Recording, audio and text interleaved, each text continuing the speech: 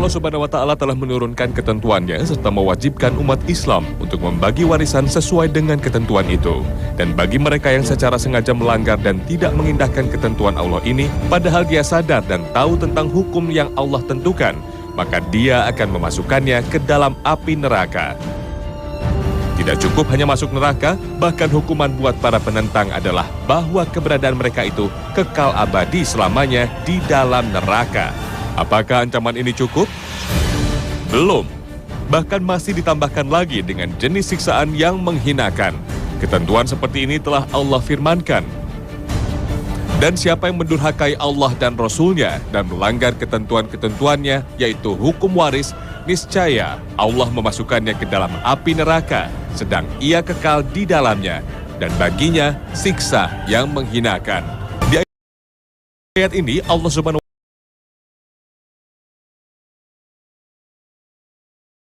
Ta'ala telah menyebutkan bahwa membagi warisan adalah bagian dari hudud, yaitu sebuah ketetapan yang bila dilanggar akan melahirkan dosa besar.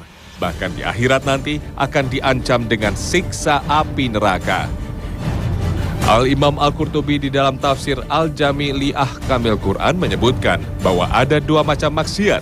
Maksiat yang tidak berdampak kepada kekafiran, dan maksiat kedua adalah maksiat yang berdampak kepada kekafiran dari pelakunya. Dan menentang ketentuan Allah dalam hukum waris ini termasuk maksiat yang berakibat kepada kekafiran. Sebab yang berada abadi di dalam neraka hanya orang-orang yang kafir saja.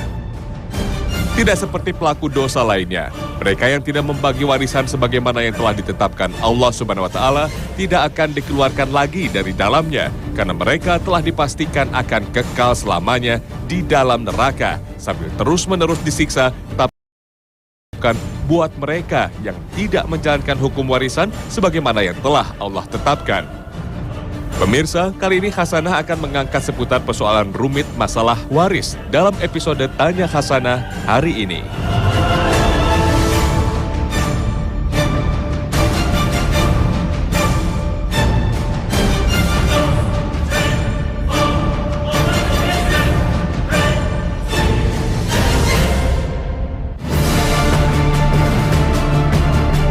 Assalamualaikum warahmatullahi wabarakatuh. Selamat pagi pemirsa Trans 7. Hasanah Ensiklopedia Islam Dunia pagi ini kembali menyajikan kepada Anda embun-embun ilmu yang terpendam dalam luasnya Hasanah Islam. Saat seorang ayah meninggal dunia, biasanya anak-anak atau ahli warisnya berkumpul mengurus jenazah dan mendoakannya. Yang sering terjadi di masyarakat, justru keluarga disibukkan dengan ritual takziah hingga beberapa hari setelahnya. Sementara membicarakan waris yang ditinggalkan orang tua seringkali dianggap tabu. Lalu sebenarnya, kapankah seharusnya kita mulai membagikan warisan?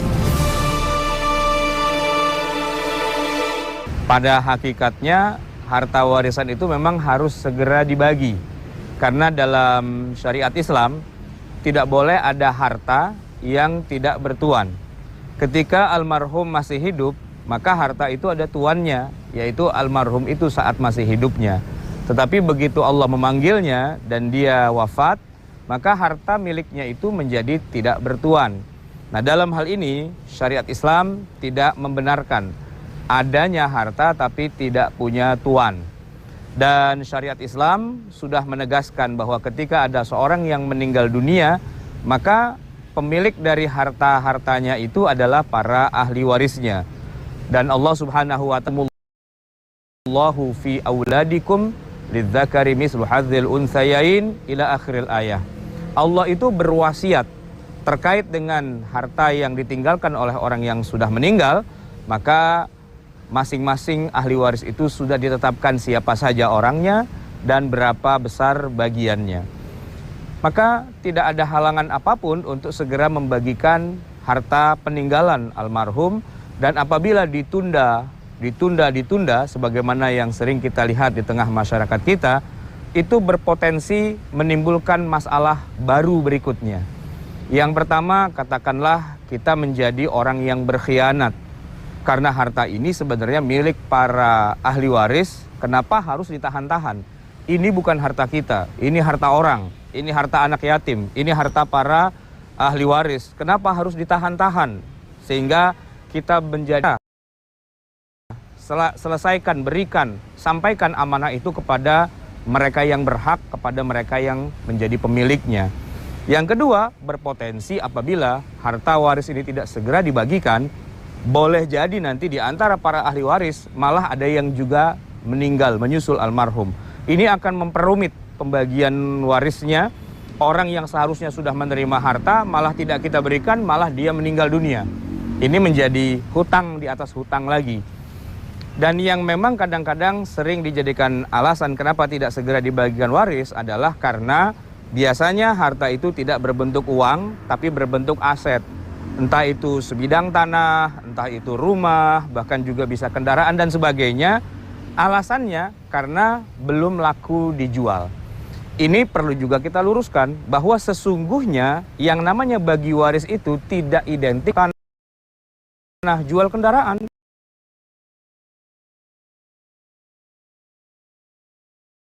Tidak. Maka kesimpulannya bagi waris bisa segera dilaksanakan. Begitu almarhum meninggal dunia, siangnya kita kuburkan almarhum, malamnya sudah bisa kita bagi. Kalau dia berbentuk aset, kita miliki secara bersama-sama sesuai dengan saham yang sudah Allah tentukan di dalam Al-Quran, di dalam syariatnya.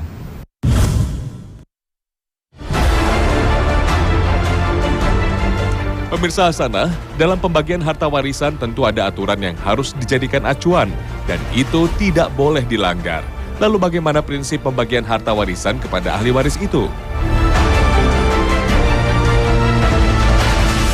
Yang menjadi prinsip dalam pembagian waris dalam syariat Islam adalah bahwa ketentuannya selalu merujuk kepada apa yang sudah Allah tetapkan.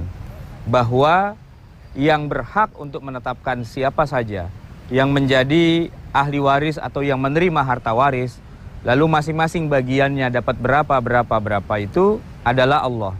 Bukan si pewaris, di mana pewaris ini adalah orang yang meninggal dunia dan dia punya harta, hartanya akan dibagikan, bukan dia lagi, itu adalah masa lalu.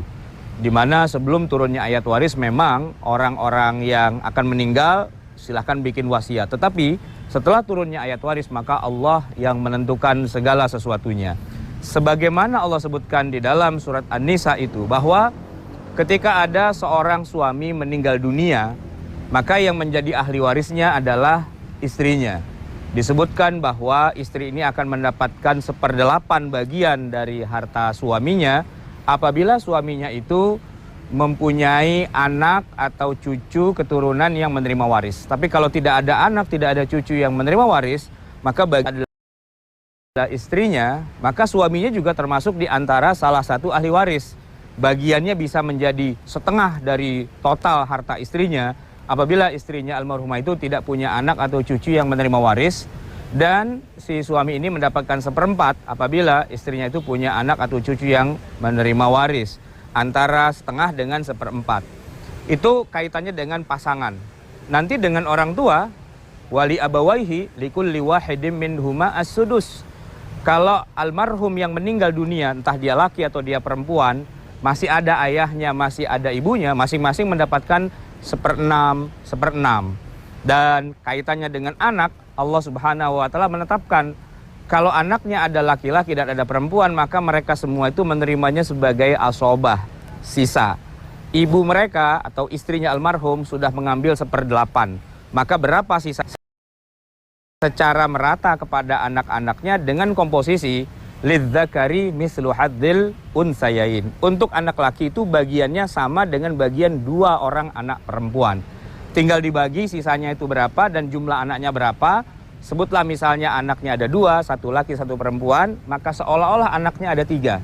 Karena yang laki-laki itu kita hitung sebagai 2 orang perempuan. Maka sisanya yang 7/8 itu kita bagi 3 sama rata. 2 bagian itu kita berikan pada anak laki-laki dan 1 bagian pada anak perempuan. Itu kalau anaknya ada yang laki dan ada yang perempuan. Bagaimana kalau anaknya hanya perempuan? Al-Quran sudah menyebutkan juga, seandainya anak perempuannya hanya 1, tunggal, maka dia menjadi orang yang menerima waris atas setengah dari harta orang tuanya.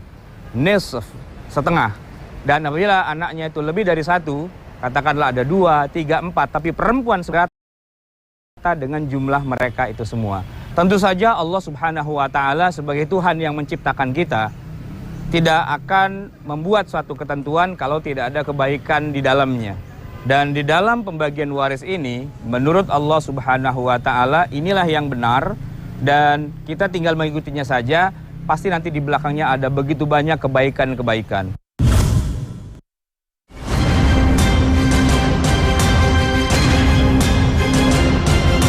Pemirsa Hasanah, apa yang telah ditetapkan Allah Subhanahu wa Ta'ala dalam pembagian waris berupa jumlah bagian masing-masing ahli waris sebagaimana ditentukan dalam Al-Quran menjadi acuan pembagian waris dalam syariat Islam.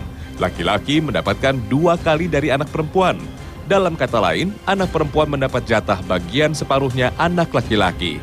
Masalah yang muncul di tengah masyarakat adalah bahwa anak laki-laki terkadang merasa kasihan. Terjadi bahwa seluruh ahli waris laki-laki sepakat dengan ikhlas tanpa tekanan untuk membagi harta warisan secara merata agar anak perempuan tidak merasa dianaktirikan. Apakah cara yang demikian itu dibolehkan dalam syariat mengingat seluruh ahli waris sudah ikhlas? Dalam pembagian waris, kita seringkali berhadapan dengan istilah keikhlasan.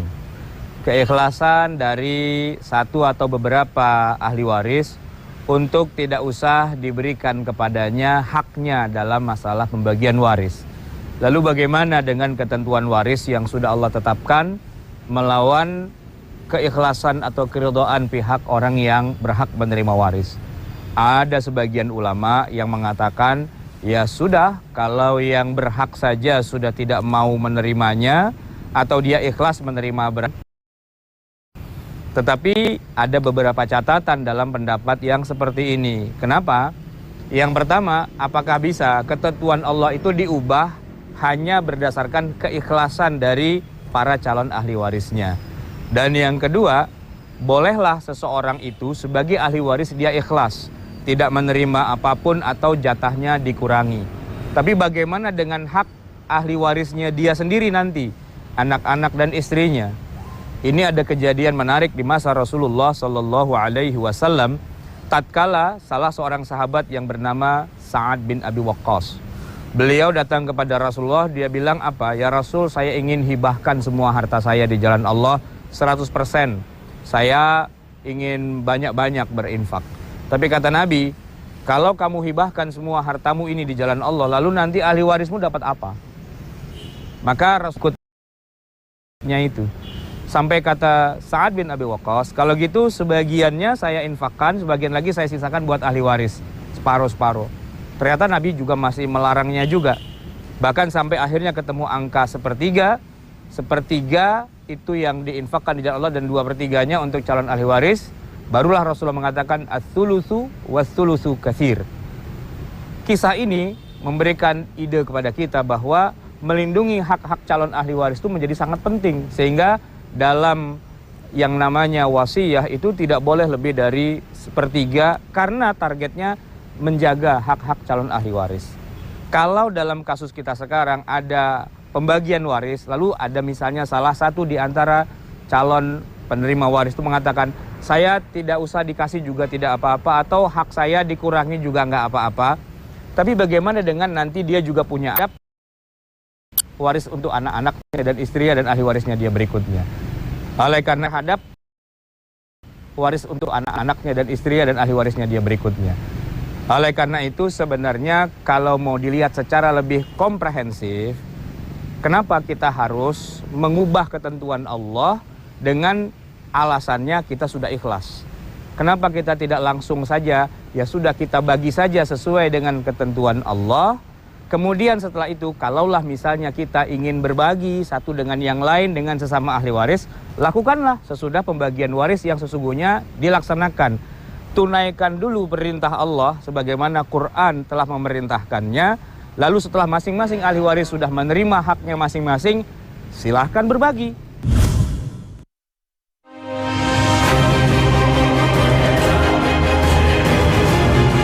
Pemirsa Hasanah, jika pembagian warisan harus sesuai dengan ketentuan syariat, bagaimana dengan hibah dan wasiat? Terkadang saat masih hidup seseorang mewasiatkan akan amanah agar sebagian hartanya dihibahkan kepada seseorang atau yayasan sosial misalnya. Nah, bagaimanakah status wasiat dan hibah ini? Apakah harus tetap wajib ditunaikan oleh ahli waris?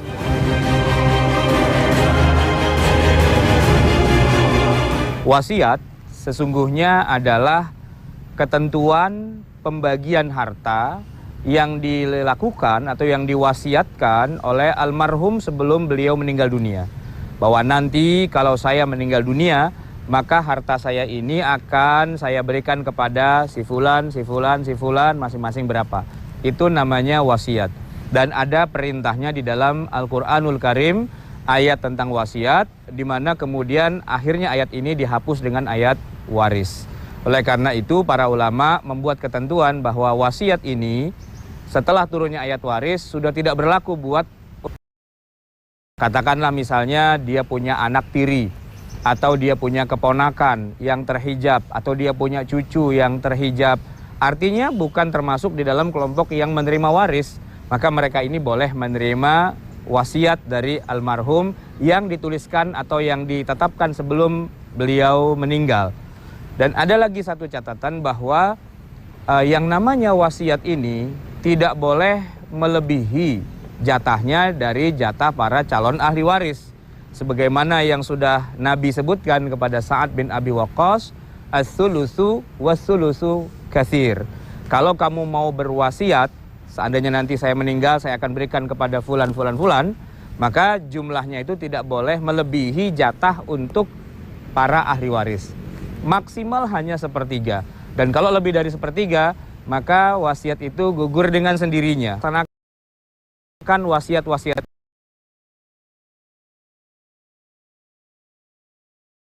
almarhum, tetapi kalau jumlahnya sudah melebihi sepertiga, maka wasiat ini menjadi tidak boleh dilaksanakan lagi yang lebih dari sepertiganya.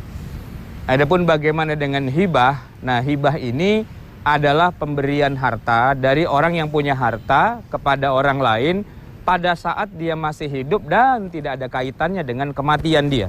Oleh karena itulah hibah ini sifatnya bebas. Tidak ditentukan yang menerima harus ahli waris atau bukan ahli waris. Bisa siapa saja.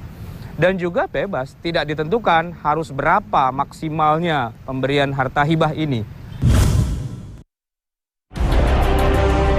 Pemirsa Hasanah, persoalan lain yang sering mengemuka terkait dengan warisan adalah terkadang almarhum ketika meninggalkan keluarga tidak hanya meninggalkan harta saja, tetapi juga meninggalkan hutang. Apakah hutang si mayit ini menjadi tanggung jawab dari para ahli waris? Antara ya dan tidak.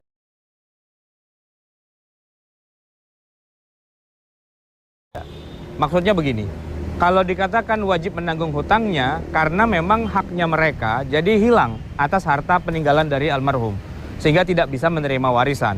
Tapi apabila hutangnya besar dan belum terbayarkan dari harta yang dimiliki, apakah para calon ahli waris ini harus secara hukum membayarkan hutangnya? Jawabannya tidak.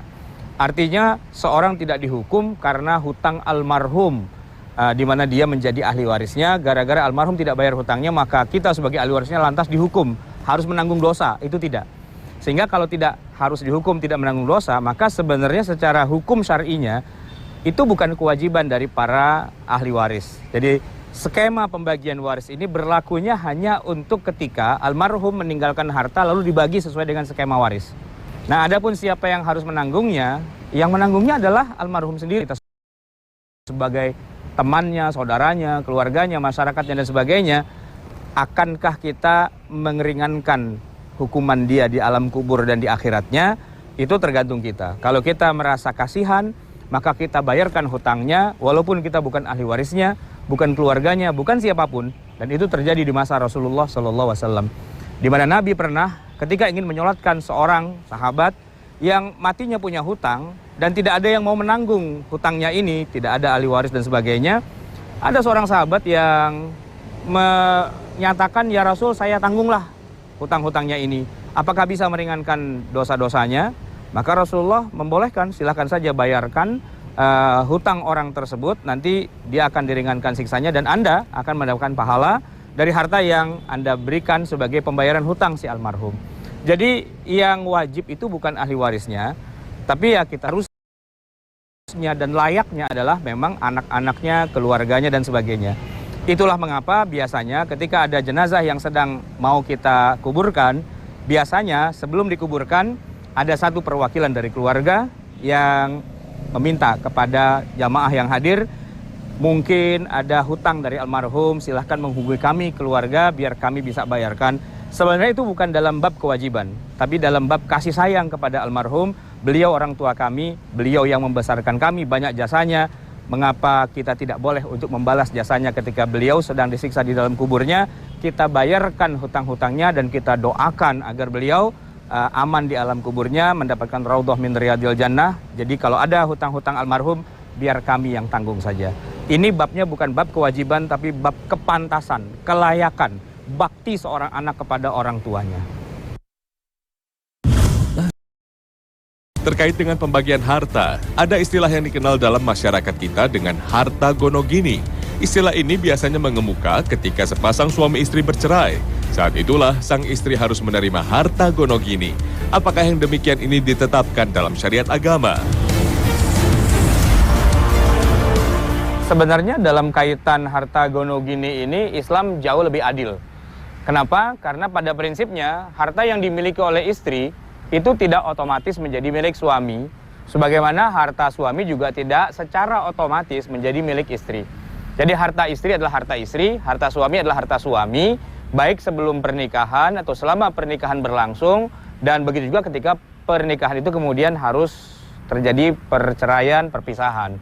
Nah, hanya saja satu hal yang perlu dicatat, bahwa selama pernikahan berlangsung, bahkan sebelum pernikahan itu dilaksanakan, ada memberi mahar. Memang kalau di kita di Indonesia, mahar itu hanya seperangkat alat sholat, sesuatu yang kelihatannya sangat murah dan tidak ada nilainya. Tapi kalau kita bandingkan dengan bagaimana maharnya Rasulullah SAW kepada istri beliau Khadijah radhiyallahu anha, ada banyak riwayat, salah satunya menyebutkan itu adalah 10 ekor unta. Bayangkan, 1 ekor unta itu harganya berapa rupiah? Katakanlah misalnya sapi itu 30 juta, sebutlah unta itu misalnya 40 juta, kalau kita kali 10 saja, itu sudah 400 juta. Jadi kita sudah tidak butuh lagi dengan istilah harta gonogini sebenarnya, apabila mahar itu seperti yang dicontohkan oleh Rasulullah, diberikan kepada istrinya menjadi hak istrinya. Belum lagi kalau kita bicara tentang nafkah. Seorang suami wajib memberi nafkah kepada istrinya, dan sebenarnya besaran bilangannya itu bisa ditetapkan sebelum pernikahan itu terjadi. Ada istilah perjanjian pranikah, hanya saja hal-hal memberikan nafkah pada istrinya,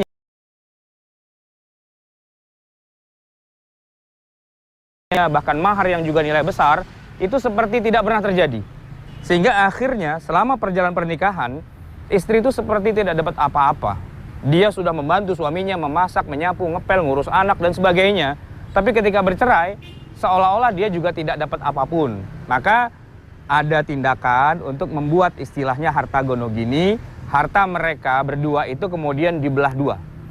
Dengan tanpa memperhatikan masing-masing ke sahamnya, pokoknya belah dua. Itu sebenarnya kita impor dari barat, yang kemudian masuk ke dalam kompilasi hukum Islam di negeri kita. Jadi karena gonogini ini memang tidak langsung berdasarkan syariat Islam, dan kita tidak menemukan sepotong pun dalil tentang adanya gonogini baik di Quran ataupun di Sunnah, ini adalah merupakan kesepakatan saja. Kalau memang disepakati, kedua belah pihak sepakat, ya silahkan saja.